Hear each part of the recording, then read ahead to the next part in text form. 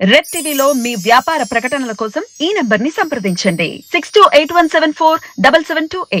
Hi friends, welcome to our channel. This is Padmavati. ఈ రోజు మనతో పాటు సీనియర్ జర్నలిస్ట్ జగదేవ్ గారు ఉన్నారు. ఆయనతో మాట్లాడదాం. నమస్తే సార్. గతంలో కేజ్రీవాల్ గారును అండ్ అన్నా హజారే గారు కలిసి వర్క్ చేసిన సంగతి అందరికీ తెలిసిందే.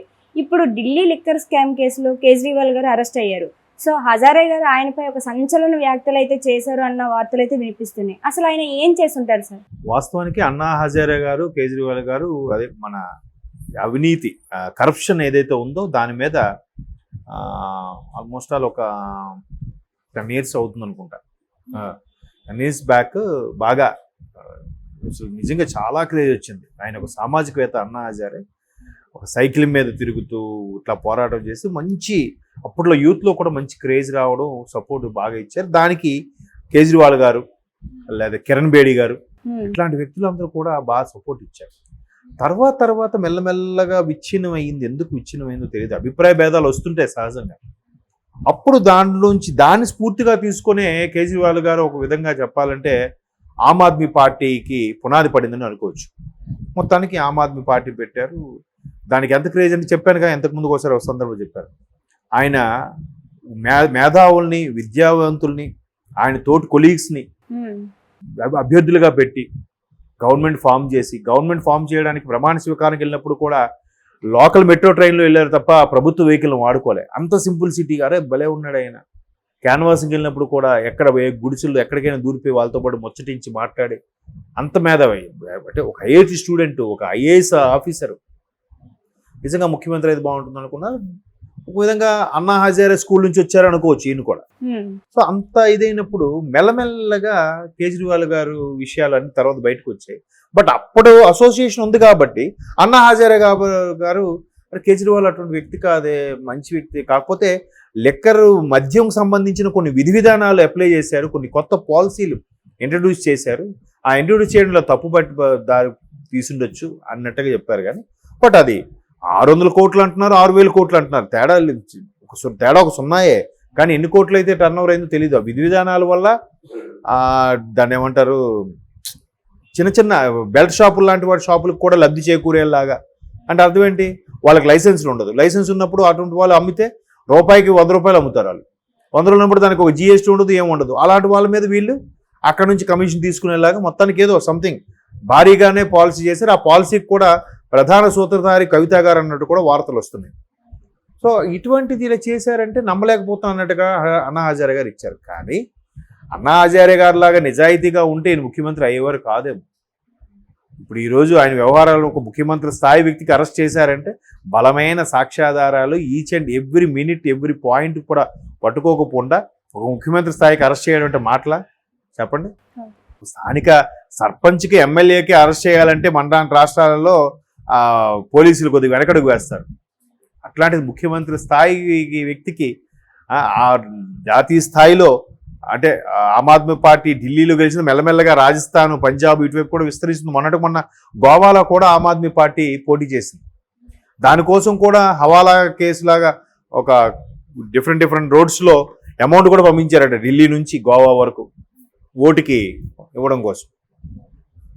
అంటే ఎంత చాకచక్యంగా, ఎంత టెక్నిక్గా వాడి వాళ్ళు చదువుకున్న చదువుని, వాళ్ళ విజ్ఞతని ఎంత టాలెంటెడ్గా వాడకపోతే ఇట్లాంటి స్కాములు చేస్తారు చెప్పండి, ఎవరికి తప్పుకు దొరకకుండా. బట్ తప్పు చేసిన వాడు దొరికిపోవడం ఖాయం కదా. సో ఇట్లాంటివన్నీ జరుగుతున్న ఈ నేపథ్యంలో అన్నా హజారేకి తెలిసిన కేజ్రీవాల్ గారు వేరు, ఇప్పుడున్న కేజ్రీవాల్ గారు వేరు అనేది సోషల్ మీడియాలో కోడెక్కుస్తుంది.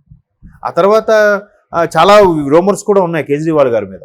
కేవలం ఆయనకి సెంటర్ ఆఫ్ అట్రాక్షన్ అవ్వాలి, ఆయన ముఖ్యమంత్రి అవ్వడం కోసమే మెల్లమెల్లగా ఈ అన్నా హజారే గారితో పాటు ఎవరెవరైతే యాంటీ కరప్షన్కి సంబంధించి, అవినీతికి సంబంధించి స్ట్రగుల్ అయ్యారో, వాళ్ళ మీద యుద్ధం చేశారో వాళ్ళందరినీ కూడా సైడ్ చేసి ఈయనే కీ రోల్ పోషించాడు, ఈయనే ముఖ్యమంత్రి అయిపోయారు, మిగతా వాళ్ళందరినీ మెల్లమెల్లగా సైడ్ చేసేశారు అని. ఇప్పుడు నిజంగా అన్నా హజారే లాంటి వ్యక్తి 80 ఏళ్ళు పైచీలకున్న వ్యక్తికి కూడా ఈ రోజుకి కరప్షన్ కోసం పోరాడుతుంటే ఆ వ్యక్తికి తీసుకొచ్చి ఎంత సముచిత స్థానం కల్పించాలి కేజ్రీవాల్ గారు.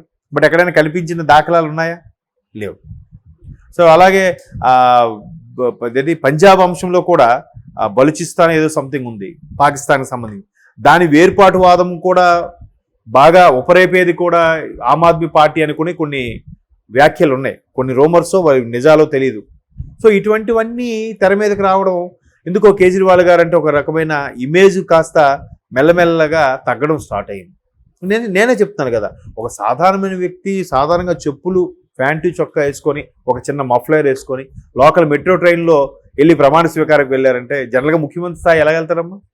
స్పెషల్ కాన్వాయ్ వరుసగా సైరన్ వేసుకుంటూ ముందుకు ఒక సైరన్ వేసుకుని ఒక సిఐ అధికి లాంటి ర్యాంక్ అతను వెళ్తారు. మధ్యలో ఏ కార్లో ఉంటారో తెలియదు, వెనక ఒక అంబులెన్సు, భద్రతా బలగాలు, స్పెషల్ సెక్యూరిటీ ఆఫీసర్లు వీళ్ళందరూ వెళ్తుంటారు కదా. అలాంటిది సింపుల్గా లోకల్ ట్రైన్లో వెళ్ళారంటే అబ్బాయి ఎంత సూపర్ అనుకున్నాను నేను.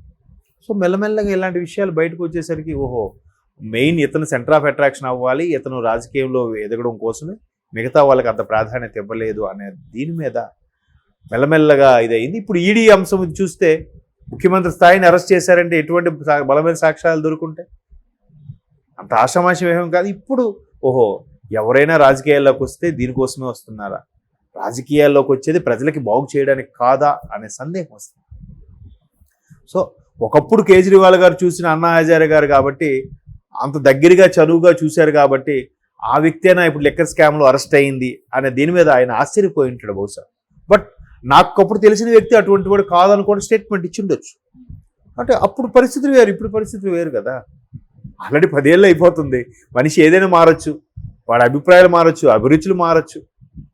ఏ వ్యక్తికైనా అమ్మ అంటే చాలామంది పెద్దలు చెప్పేది, ఒక మనిషి యొక్క అసలైన గుణగణాలు బయటికి రావాలి అంటే ఆ వ్యక్తికి అధికారమైన ఇచ్చి చూడాలి, లేదా ధనం ఇచ్చి అయినా చూడాలి. అధికారం అంటే పదవైనా ఇచ్చి చూడాలట, లేదా డబ్బులైనా ఇచ్చి చూడాలట. ఆ రెండు వచ్చినప్పుడే మనిషి యొక్క అసలైన గుణగణాలు బయటకు వస్తాయంట. లేదనుకో సాదాసీదాగా ఉండాలంటే నేను ఇప్పుడు ఇలాగ నీకు తెలిసిందే కదరా నేను ఇలాగ ఉంటాను అనుకుంటాను.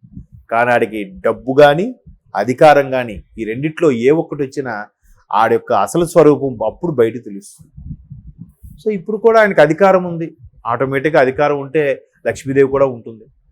సో ఇప్పుడు ఇంకా ఈ స్కామ్లు ఇప్పుడు అరెస్ట్ చేయారు కాబట్టి ఇంకెన్ని విషయాలు బయటకు వస్తాయో, రాబోయే రోజుల్లో ఇంకెన్ని వినాలో. ఈడీ ఇంత క్లీన్గా అబ్జర్వ్ చేస్తుంది అంటే చాలా. ఇప్పుడు ఇంతకుముందు ఒక వార్త చూశాను, ఎప్పుడైతే కవిత గారు అరెస్ట్ అయ్యారో లేదా ఈడీ ఎప్పుడైతే వీటి మీదకి సంబంధించి ఈడీ లిక్కర్ స్కామ్ గురించి ఎంక్వైరీ స్టార్ట్ చేసిందో, కేజ్రీవాల్ గారు తన సొంత టీంతో ఒక ఇంటెలిజెన్స్ టీం రెడీ చేసుకొని ఈడీ అధికారులు ఎక్కడెక్కడికి వెళ్తున్నారు, ఏమేమి సోదాలు చేస్తున్నారు కూడా ఒక కంట కలబెట్టమని చెప్పారంట. ఈయన కానీ తప్పు చేయకపోతే ఈడీ అధికారులు ఎక్కడెక్కడికి వెళ్తే ఈయనకేంటి అవసరం? ఈడీ అధికారులతో ఈయన సంబంధం ఏముంది? వాళ్ళ ఇన్వెస్టిగేషన్ వాళ్ళు చేసుకుంటుంటారు కదా. ఈయనెందుకు వాళ్ళ మీద కొండేసి ఉంచునని చెప్పి ఇన్వెస్టిగేషన్ అధికారులకు చెప్పాలి? అక్కడ కూడా దొరికినట్టేగా. చూద్దాం ఇది ఎటువైపు దారి తీస్తుందో. ఎవరైనా చట్టం ముందు ఒకటే అంటారు, బట్ కొంతమంది దొరుకుతారు, కొంతమంది దొరకరు. బట్ ఎప్పటికైనా దొరుకుతారు. అది కొంతమంది 3 నెలల, 3 ఏళ్ళ, 10 ఏళ్ళ దొరకడం మాత్రం ఖాయం.